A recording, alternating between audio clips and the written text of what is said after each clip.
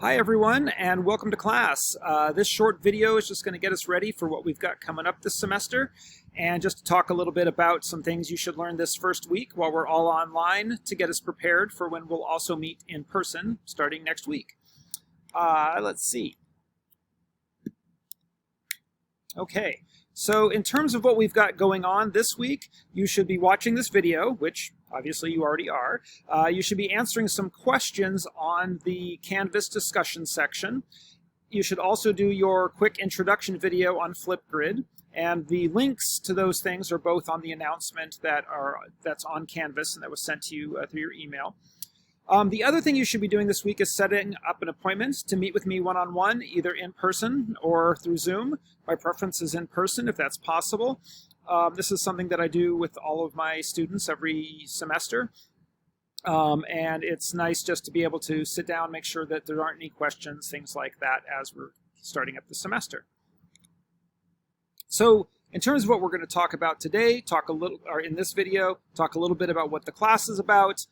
And really there's only one kind of big piece of content, which is I refer to as the 4 questions, which has to do with kind of the way we approach subjects in this particular class. And then I'll just kind of introduce what the Canvas page looks like and just talk about the syllabus very briefly, because you'll be going through the syllabus sort of on your own. Okay, so this class is called Globalization, Culture, and Place, and really it's a study about the world, right? And particularly the way in which the world is very interconnected, and the way things that happen in one part of the world have effects really all over. And so in this course, we're not just talking about the fact that, things that happen somewhere affect somewhere else. We're really looking at the processes. How is it that things that happen on one side of the world end up impacting people in other places? Also, what is it about, how are the places where we live actually very much impacted and made by the connections with other locations? And so this class takes a fairly broad approach, because we're really looking at a lot of different things when we talk about what goes into making a place. We talk about sort of the physical world, right? Things like climate or the geology or the ecology of a particular place. But then we also look at social sciences in terms of what's the history of people in a particular place, what are the politics that are going on, what's the economic things that are happening, all that sort of stuff. So it's a very holistic kind of approach to understanding the world that we live in. Because, I think that in this day and age, it's pretty easy to see that there are issues that go on in the world that are affected by things that are moving around. I mean, the coronavirus pandemic is one of the more obvious ones, right, in terms of the way in which that has obviously, diffused all across the world and is impacting places, and also the way in which the pandemic is shutting off a lot of those connections that used to exist between countries, and it's creating problems for supply chains, but it also means that it's hard to be a tourist and go anywhere right now because all of the borders are closed, or there's restrictions on our movement and these sort of things. And so, we'll be looking at some of these ideas through the semester, and it's interesting in the way, I guess, one of the things about being in the time period of the pandemic is it really shows how connected the world really is by seeing what kind of goes wrong when some of those connections when those places between countries, or those connections are kind of dismantled. So we'll be looking at some of those things. Okay. But one of the key things about this class too is not just looking at what's going on all around the world, but how do those things land and affect the places where we actually live, like here in Keene or other places where you may be from. And so that's going to be a real big kind of key. And one of the reasons why is that we know that our world today is really affected by the global movement of material goods, ideas, diseases, food, energy supplies, all these sort of things. But another critical point we're going to get to in this class is that where we live fundamentally shapes how we are affected by those processes. In other words, global processes affect different places differently, right? We all know that oil moves all around the world, but the way in which that affects people next to where it's produced, compared to where people are consuming those resources, compared to where people are who may be getting some of the consequences of those resource uses, right, is all sort of different, even if it's this one large global process. So we'll get more into that sort of thing. And again, we're going to take this view, which I refer to as the geographical approach, which is we're going to look at how things are interrelated to each other across the planet, and then also look at sort of the physical sciences, the social sciences, in terms of how it all comes together in one particular place. Okay. And one of the reasons why it's important to sort of take this geographical perspective is that sometimes it's important to know where things are at, right, and how these things interrelate to kind of really get at what's going on. So like, just as throwing out this particular example, a few years ago, Russia sort of took over some territory of another country, and it really got people in the United States and other parts of Europe really mad. Well, where is that place? Ukraine. Well, if you've heard about some of the controversies about Russia and Ukraine, for instance, then it would be helpful to know kind of, well, where exactly are these places?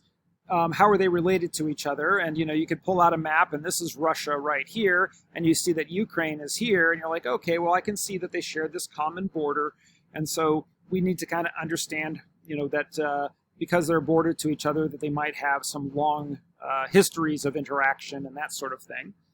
But we could also look a little more specifically and look at maps, like this is the map of the whole Ukraine here, and look at some more of the specifics of the situation, such as this is what parts of Ukraine are predominantly Russian-speaking versus Ukrainian-speaking, and you start to see that there's some splits in different parts of the country where you have people in this area closer to Russia who are more Russian speakers and not so much Ukrainian, and it explains some of the reasons, and we'll get into this later in the semester, why some of these different parts of the Ukraine have people in them that would actually much rather be allied with Russia than with the government in Kiev. And so if you kind of look at how these things are related in space, it can sometimes give a little bit more of information about what's going on in a problem. So that's just a little bit of an example of why when we're talking about these different issues around the world, it's important to kind of also look at where places are and how they connect.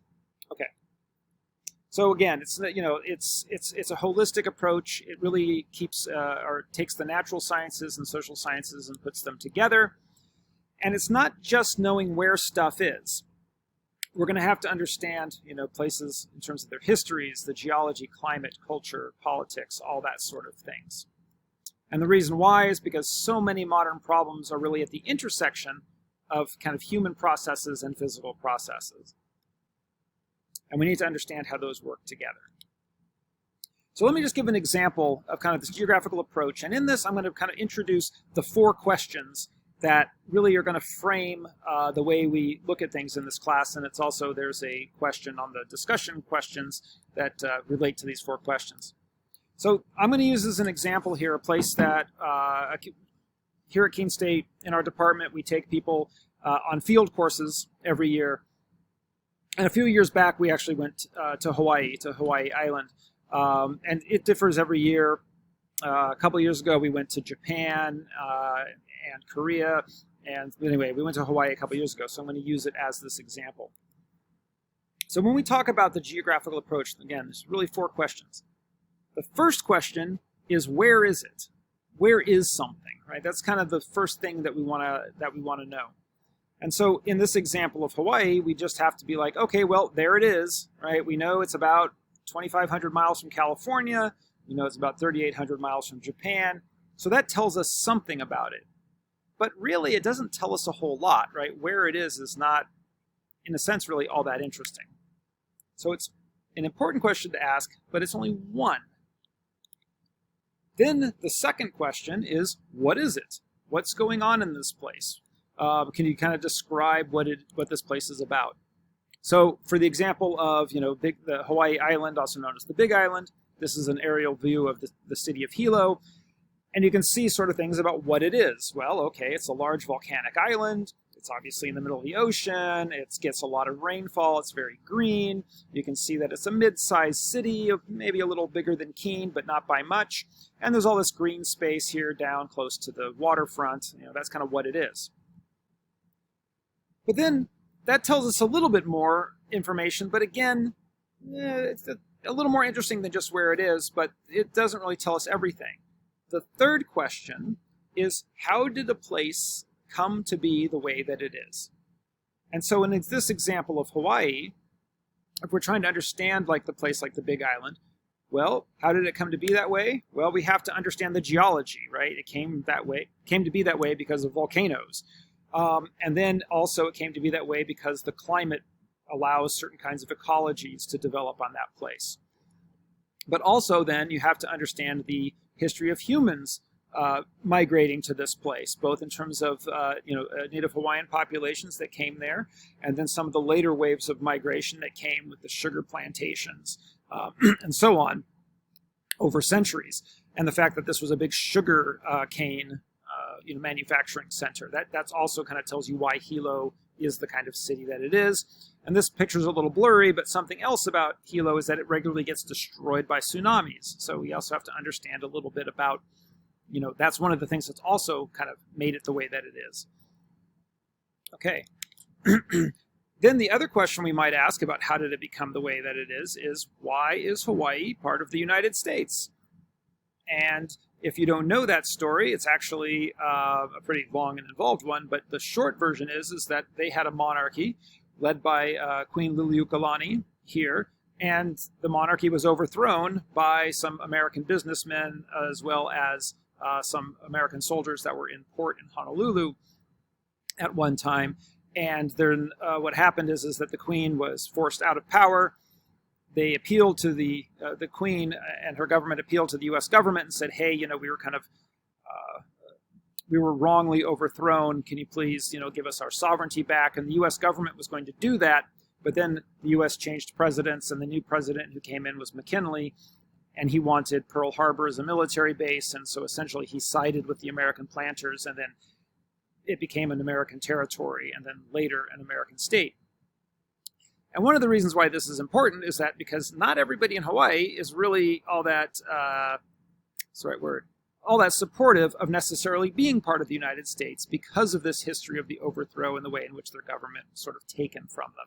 And so because of that, but it helps explain kind of how the place came to be what it is, a state of the United States with a town and kind of the way it is.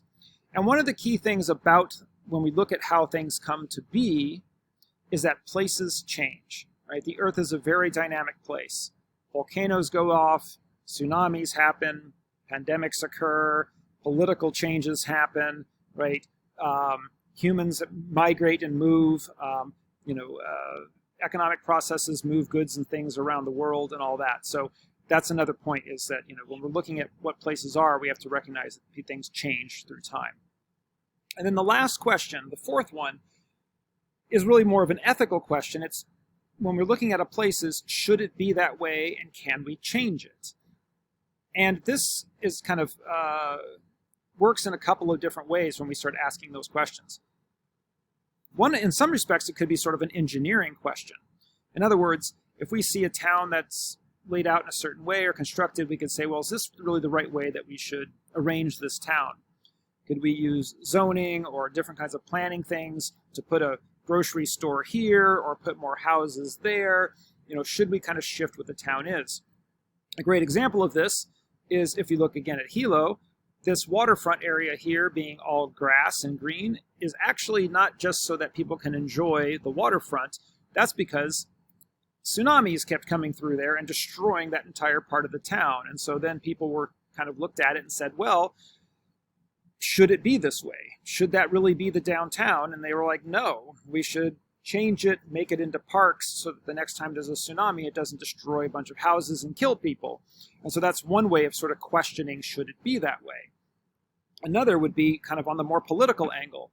Should this particular area be part of the United States or not? That's another should question.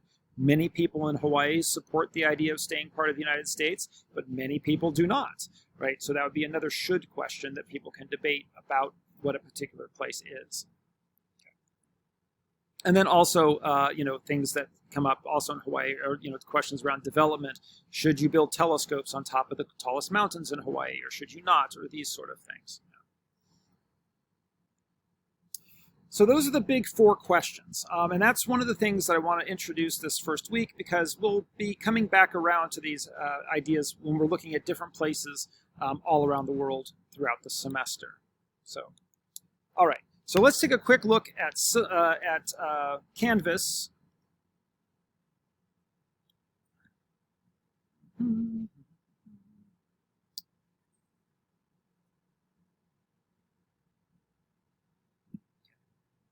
So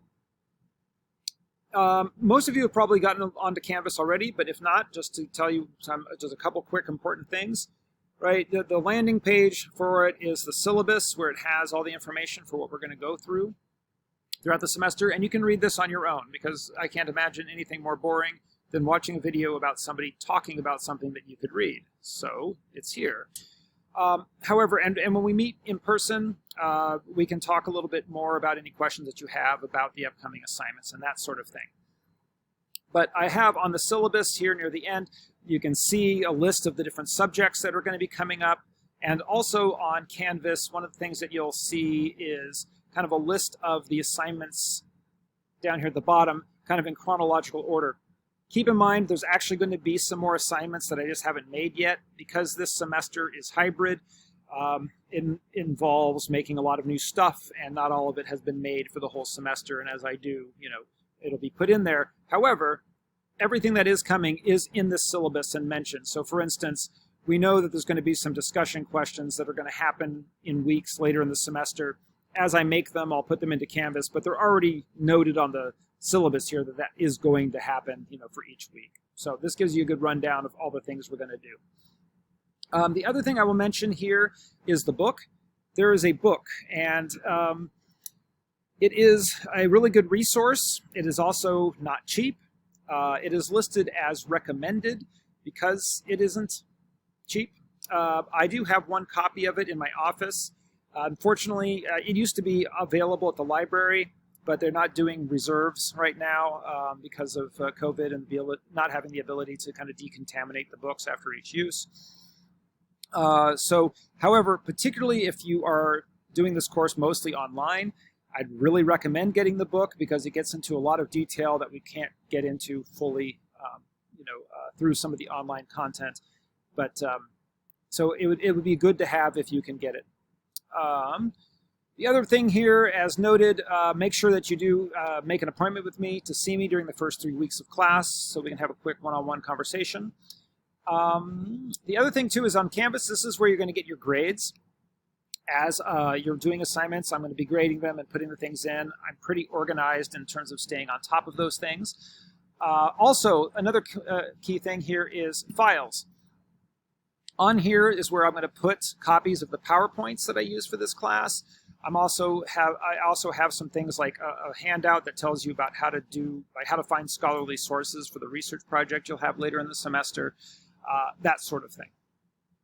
All right. So, and then you'll have announcements on here too, which I'll be giving you, at least every week. So, all right. Well, anyway, that is just a quick rundown of what's going on. Make sure that you go and answer the discussion questions, right? Go to assignments, and then you'll see the discussion questions, right, for this week here. Make sure that you also go to Flipgrid and do your quick video introduction of yourself and your favorite place. Answer these questions. And I should note, too, that when you answer the discussion questions, you won't see the other people's posts until you make your own post. But after you do that, then make sure that you also are looking at the other folks' posts and make a comment on at least one of their students' posts. So that's it. If you do have any questions, always make sure get in contact with me by email. And I will see some of you in class soon.